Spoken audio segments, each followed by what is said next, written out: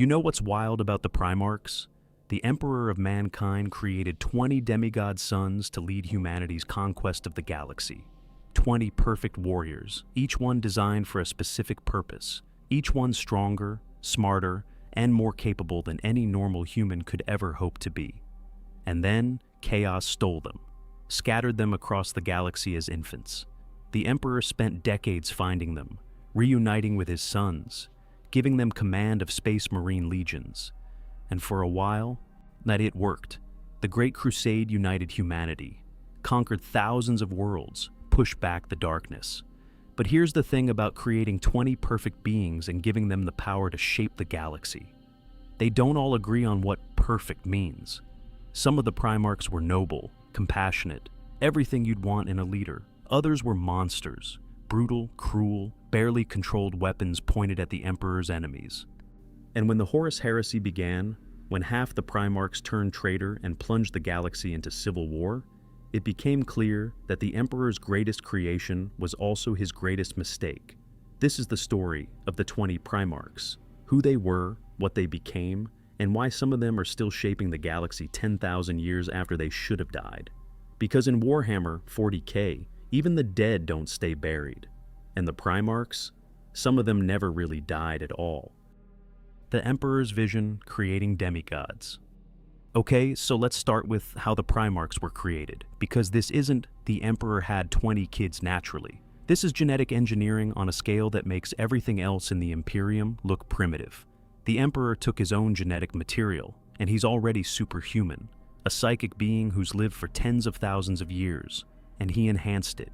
Each Primarch was designed to be an aspect of the Emperor himself, his strategic genius, his compassion, his ruthlessness, his vision. He split himself into 20 pieces and made each one into a weapon. But the Emperor didn't just create soldiers, he created leaders, generals, kings. Each Primarch was designed to command, to inspire absolute loyalty, to reshape entire cultures in their image. They were supposed to lead the Space Marine legions, armies of gene-enhanced warriors created from the Primarch's own genetic material. The plan was simple. The Emperor would find lost human worlds scattered across the galaxy. And his Primarch sons would conquer them, integrate them into the Imperium, and move on to the next target. 20 sons leading 20 legions, all working toward the same goal, uniting humanity under the Emperor's rule. Except, chaos had other plans. The ruinous powers, Khorne, Tzeentch, Nurgle, Slaanesh, the 4 Chaos Gods, saw what the Emperor was doing. They saw 20 demigods being created, 20 potential champions who could tip the balance of the galaxy, and they couldn't allow that. So they struck. The Primarchs were still infants, barely aware, gestating in their gene labs beneath the Himalayan mountains. And chaos opened a rift in reality, reached into the material world, and scattered the Primarchs across the galaxy. 20 infant demigods flung through the warp, landing on random worlds light years from Terra. The Emperor's perfect plan shattered before it even began. But the Primarchs survived, every single one of them, because they were built to survive. And each of them grew up shaped by the world they landed on, becoming reflections of those planets' cultures, their wars, their values. The Emperor spent the next decades finding them, one by one, and when he reunited with each son, he gave them command of a legion and sent them to war. Some of those reunions went well, others, not so much. The Loyalists, Part 1. Let's start with the Loyalists, the Primarchs who stayed true to the Emperor during the Horus Heresy, who fought against their traitor brothers, who bled to keep the Imperium alive. Roboute Guilliman, the Avenging Son. Guilliman landed on Macrogs, a world with a functioning government and military tradition. He grew up as a statesman, a builder, someone who believed in structure and order. When the Emperor found him, Guilliman was already ruling Macrogs and had turned it into one of the most prosperous worlds in the region. Guilliman was the most practical of the Primarchs. He didn't just conquer worlds, he organized them. He wrote the Codex Astartes, the book that defines how Space Marines operate even 10,000 years later. He built an empire within the Imperium called Ultramar, 500 worlds that actually functioned efficiently. And here's the kicker. Guilliman is still alive. He was mortally wounded after the heresy, put in stasis for 10 millennia, and then revived in the 41st millennium. He woke up, saw what the Imperium had become, a rotting theocracy worshipping his father as a god, and was horrified. But he's trying to fix it anyway, because that's what Guilliman does. He builds. Rogal Dorn, the Praetorian. Dorn landed on Inwit, an ice world where survival meant discipline and fortitude. He became a fortress builder, someone who believed in walls, defenses, holding the line no matter the cost. When the Emperor found him, Dorn was already a planetary leader. The Emperor put him in charge of fortifying Terra, turning the Imperial Palace into the most defensible structure in the galaxy. And during the Siege of Terra, when Horus's armies came knocking, Dorn held. For 54 days he held. Dorn was stoic, unyielding, loyal to a fault. He didn't know how to give up. After the heresy, he led the Imperial Fists in a suicidal campaign against chaos, trying to atone for failing to save the Emperor. He disappeared during a boarding action, and his body was never found. The Imperial Fists keep his skeleton hand in a shrine because that's all they recovered. Lionel Johnson, the First. The Lion landed on Caliban, a death world covered in monsters. He grew up alone in the forests, hunting beasts, becoming a warrior before he even understood what that meant. When the Order, Caliban's knightly organization, found him, he was already the most dangerous thing on the planet. The Lion was secretive, paranoid, brilliant. He was the first Primarch found, the first reunited with the Emperor, and he never let anyone forget it. He didn't trust easily, didn't share his plans, and expected absolute loyalty from his Dark Angel's Legion. During the heresy, half his legion turned traitor under his second-in-command, Luther. The Lion killed the traitors, but the betrayal broke something in him. After the heresy, he disappeared. The Dark Angels claim he's in stasis deep within their fortress monastery, the Rock, sleeping until the Imperium needs him most. Leman Russ, the Wolf King. Russ landed on Fenris, a death world of ice and monsters. He was raised by wolves, literally, and grew up as a barbarian king, leading the tribes of Fenris in endless wars. Russ was savage, but not stupid.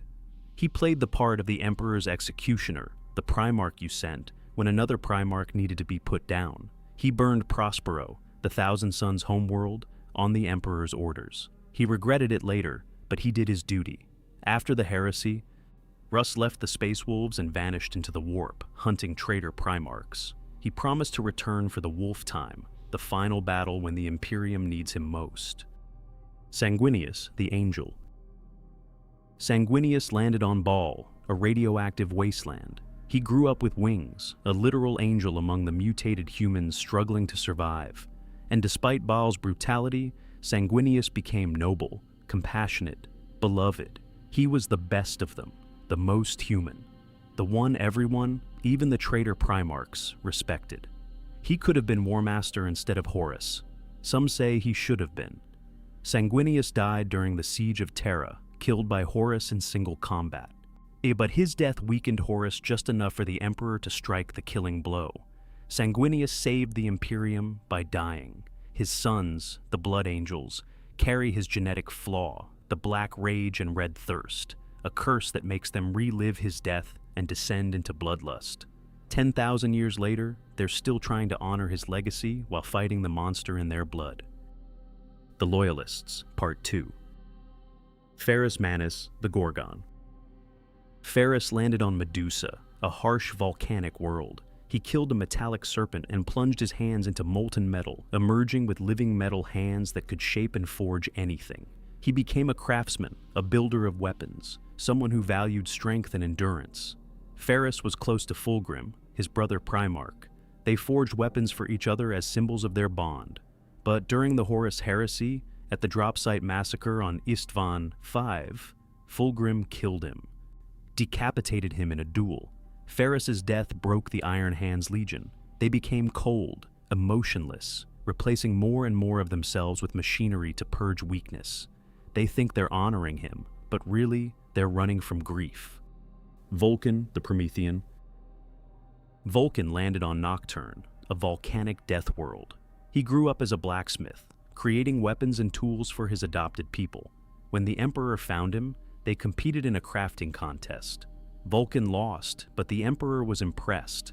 Vulcan was the most compassionate Primarch. He cared about civilians, about protecting the weak, about building rather than just destroying. His Salamander's Legion reflects that. They're warriors, but they're also protectors. Vulcan is a perpetual. He can't die permanently. He was killed during the heresy, came back, disappeared, and has been popping up throughout Imperial history whenever things get really bad. His sons don't know where he is, but they believe he'll return when the Imperium needs him most. Corvus Corax, the Raven Lord. Corax landed on Deliverance, a prison moon where slaves were worked to death. He led a revolution, freed the slaves, and became a guerrilla fighter who struck from shadows. Corax was brilliant at asymmetric warfare. His Raven Guard didn't fight fair. They ambushed, sabotaged, disappeared before the enemy could respond. During the heresy, he was one of the few Primarchs to survive the Dropsite massacre, leading his shattered legion in a fighting retreat. After the heresy, Corax tried to rebuild his legion through genetic experimentation. It went horribly wrong, creating monsters instead of space marines. Disgusted with himself, he vanished into the Eye of Terror, hunting Traitor Primarchs in the Warp. He's never been seen since. Jaghate Khan, the Warhawk. The Khan landed on Chogoris, a world of steppes and nomadic tribes. He united the tribes, became a master of hit-and-run warfare, and valued speed and freedom above all else. The Khan was independent. He didn't care about the Imperium's politics, didn't get along with most of his brothers, and did things his own way. During the heresy, both sides tried to recruit him, but he stayed loyal because he hated tyrants, and Horus had become one. After the heresy, the Khan disappeared into the Webway, chasing Dark Eldar raiders. The White Scars believe he's still out there, still fighting, and will return when called. The Traitors, Part 1. Now, let's talk about the traitors. The Primarchs who turned against the Emperor, who joined chaos, who burned the galaxy to prove a point. Horus Lupercal, the Warmaster.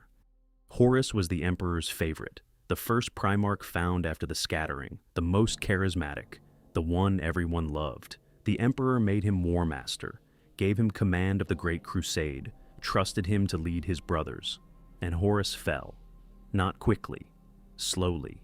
He was wounded by a chaos-tainted weapon on Davin, and while dying, chaos showed him visions. The Emperor abandoning the Crusade. The Primarchs forgotten. Humanity worshipping the Emperor as a god. Horus believed the visions. Or maybe he just wanted to. He turned traitor, convinced half the legions to join him, and led the Horus heresy. He came within inches of killing the Emperor, but he failed. The Emperor destroyed him, not just killed him, obliterated his soul so completely that even chaos couldn't bring him back. Horus is gone, truly, permanently dead. Lorgar Aurelian, the Urizen.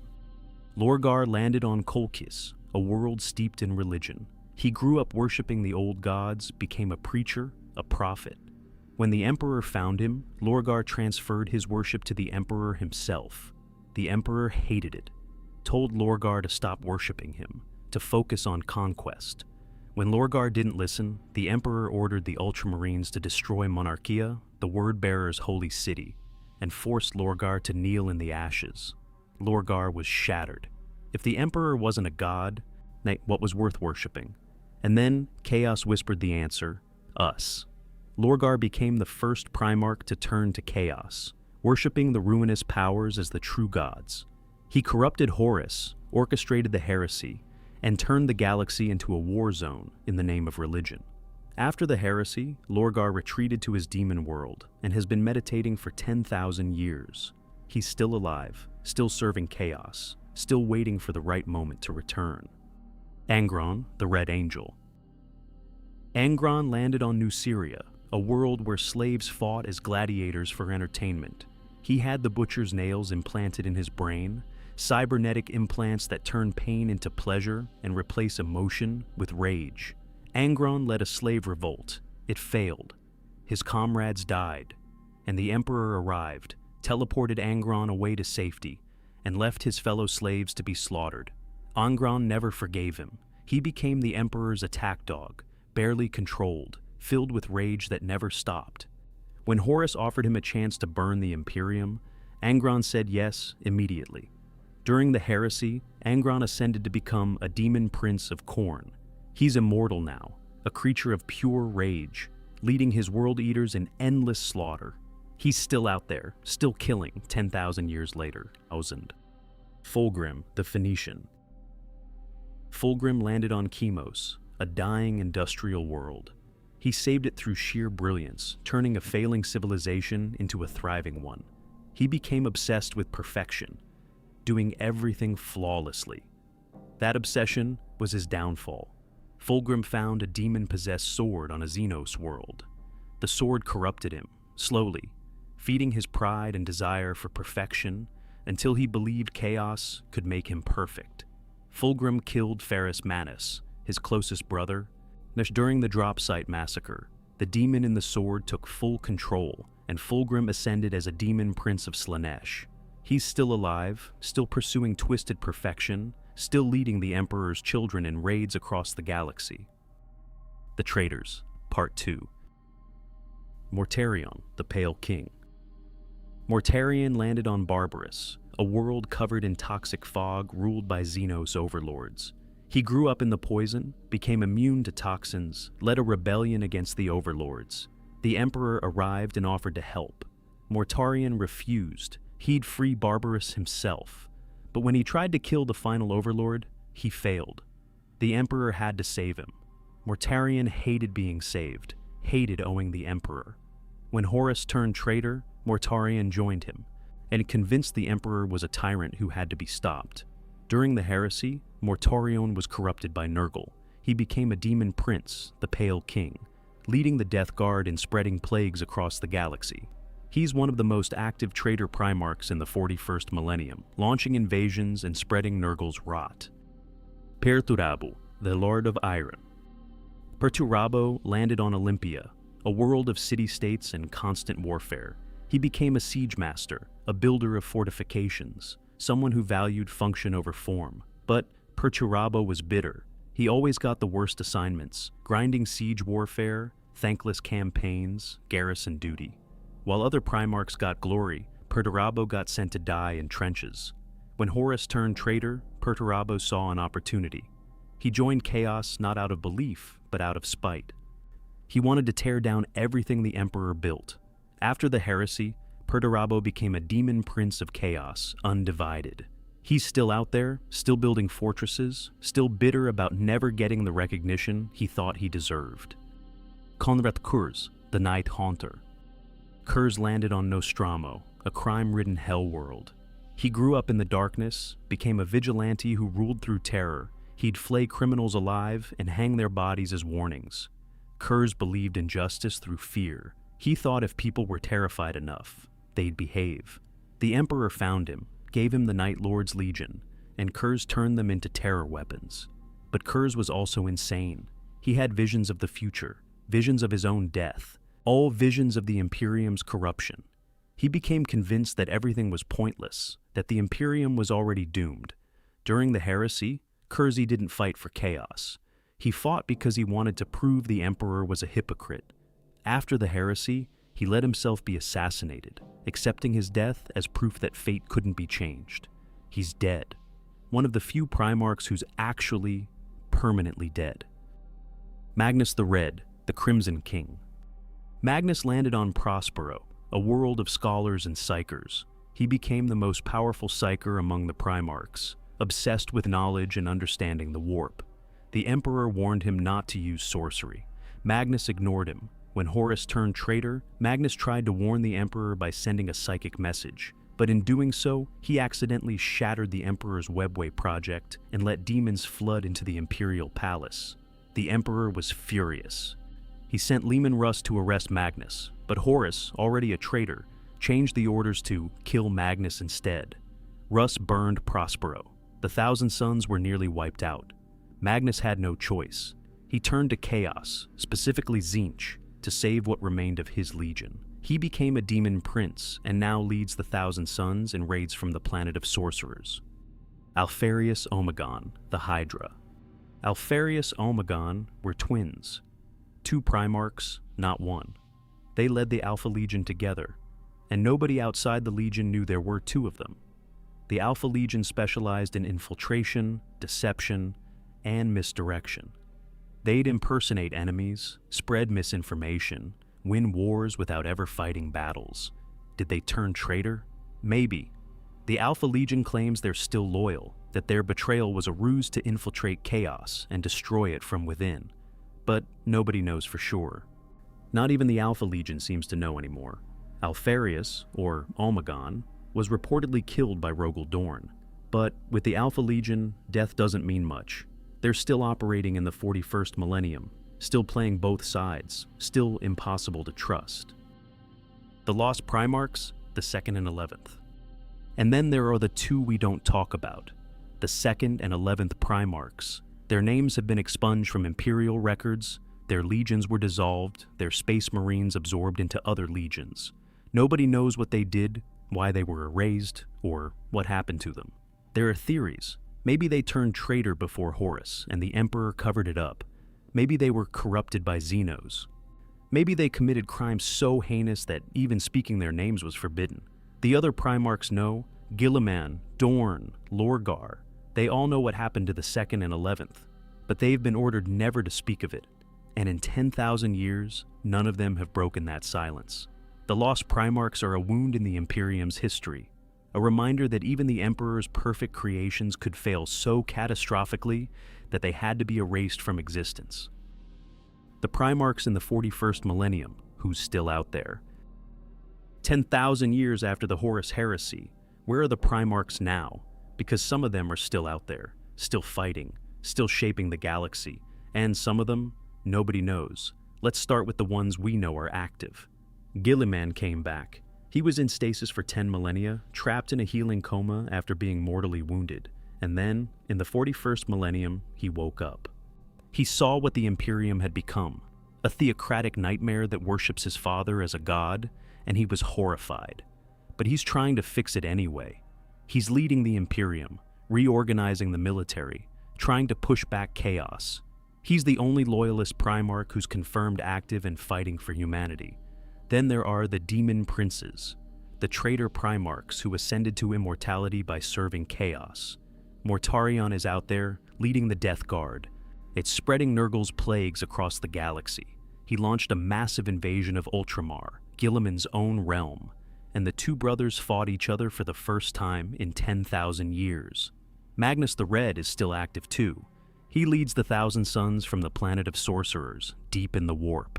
He's a demon prince of Tzeentch now, more sorcerer than warrior, but he's still dangerous, still scheming, still bitter about what happened to Prospero. Fulgrim ascended as a demon prince of Slaanesh. He's pursuing twisted perfection, leading the Emperor's children in raids across the galaxy. He doesn't care about winning wars anymore. He cares about the experience, the sensation, the artistic cruelty of it all. Angron became a demon prince of Khorne. He's pure rage now, leading the World Eaters in endless slaughter. He shows up, kills everything in sight, and disappears back into the warp. He's been doing that for 10,000 years, and he shows no signs of stopping. Perturabo ascended too, though he's more subtle about it. He's a demon prince of Chaos Undivided, building demon fortresses in the warp, planning his revenge against the Imperium. He's patient, methodical, still bitter about never getting recognition, and still determined to tear down everything his father built. And then there's Lorgar. He's alive, technically. He's been meditating on his demon world for 10,000 years, communing with the Chaos Gods. Then he's not actively fighting, but he's out there, waiting, planning. When he decides to move, it's going to be catastrophic. Now let's talk about the missing Primarchs, the ones who vanished and might still be alive. The Lion L. Johnson, was in stasis deep within the rock, the Dark Angel's Fortress Monastery. His chapter didn't even know he was there. Only the Watchers in the dark, mysterious Xenos guardians knew where he was hidden. And recently, he woke up.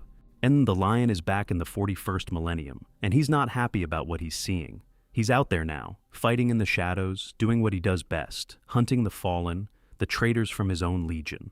Leman Russ disappeared into the Eye of Terror. He left the Space Wolves 10,000 years ago, said he was going to hunt Traitor Primarchs in the warp, and promised to return for the Wolf Time. the final battle at the end of days. The Space Wolves believe he's still out there, still hunting, and still waiting for the right moment to come back. Jagatai Khan vanished into the webway chasing Dark Eldar raiders. The White Scars believe he's still out there, still fighting, still free. The Khan never liked being tied down, so maybe he's exactly where he wants to be, lost in the webway, waging his own private war. Vulcan is a perpetual.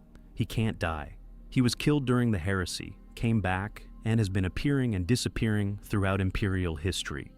It's sometimes he shows up when the Imperium is in desperate trouble, helps out, and vanishes again.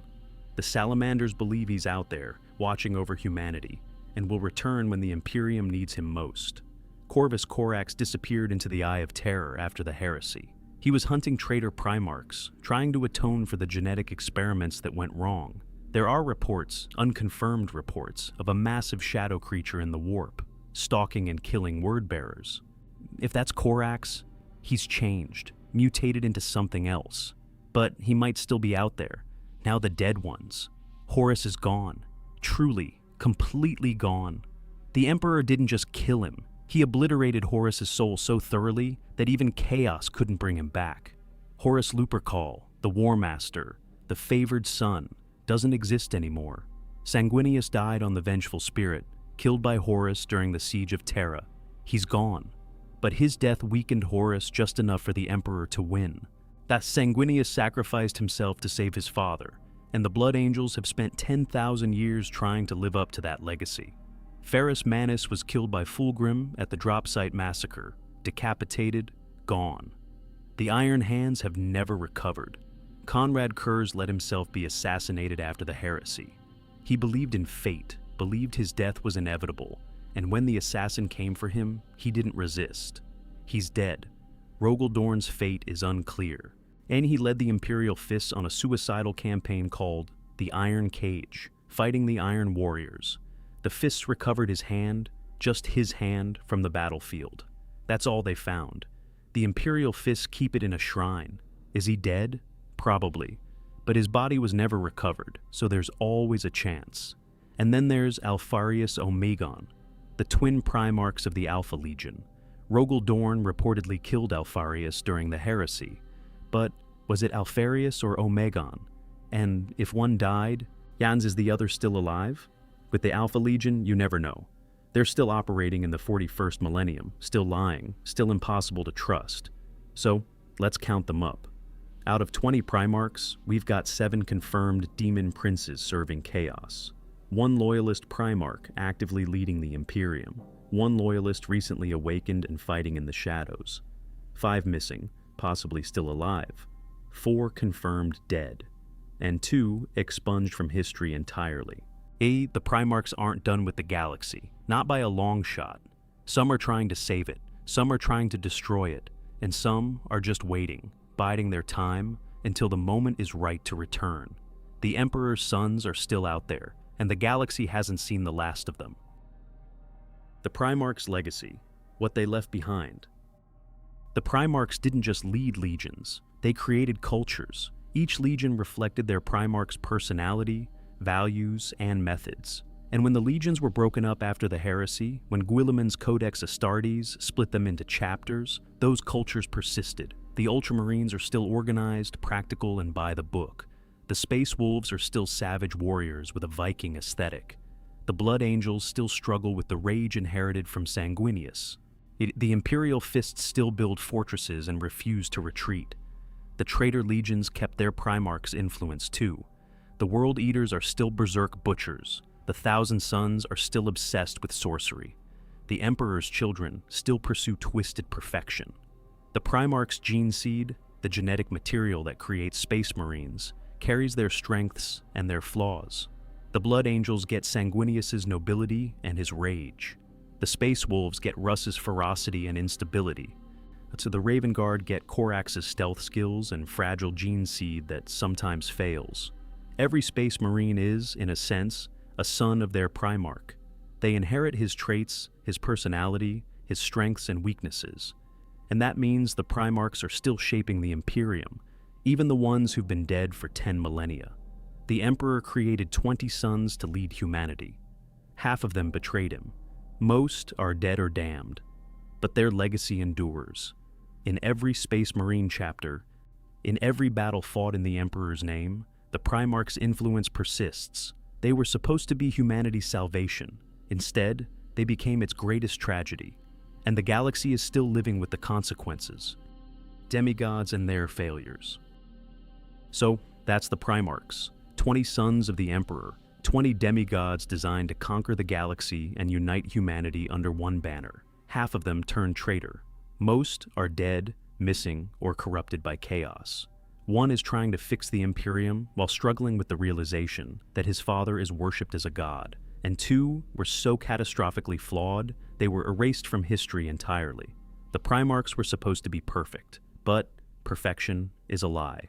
Yea, every one of them had flaws: pride, rage, ambition, doubt, and those flaws broke them, turned them against each other, plunged the galaxy into a civil war that's never really ended. Guilliman is back now, trying to hold the Imperium together. The Lion has awakened, ready to join the fight. And there are hints, just hints, that other Primarchs might return. Russ, the Khan, Vulcan, maybe even Korax. But here's the thing about the Primarchs. Even when they are trying to help, they break things. They're too big, too powerful, too used to reshaping the galaxy in their image. They're not human. They never were. And expecting them to save humanity is like expecting a god to care about ants. The Primarchs are the Emperor's greatest creation, and his greatest failure. They're legends, myths, demigods who shape the fate of trillions. And in the grim darkness of the far future, that's exactly the problem.